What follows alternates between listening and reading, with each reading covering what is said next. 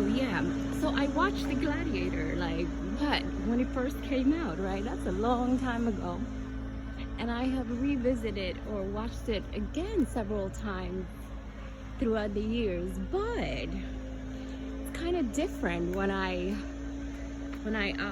watched it again a couple of weeks ago, you know? And it had me thinking, right? It had me thinking about ambition, right?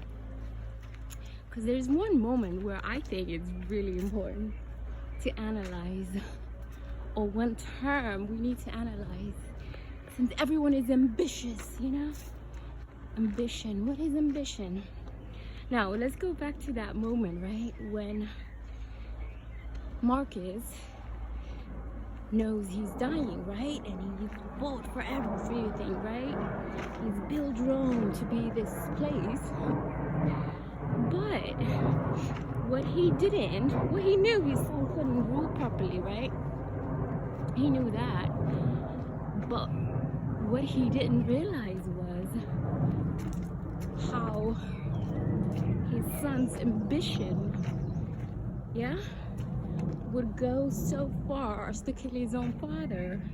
Ain't that some baloney? He's like,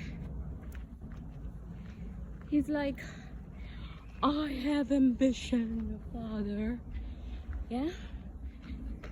I know I don't have all the other virtues, but I have ambition. Yeah? So he was ambitious enough to kill him. And then what did he do? He turned Rome into a spectacle, right? A big old entertainment theater. Games. Oh, we need to really what do you say? We really need to look at things with a different perspective and revisit the old shit. Yeah, same way the imaginary Rome fell. That's how this Rome is gonna fall as well. All of it due to ambition. Men's ambition, women's ambitions. Me, I don't busy myself with ambition. Enough to survive? Yes, but that's about it. I don't care about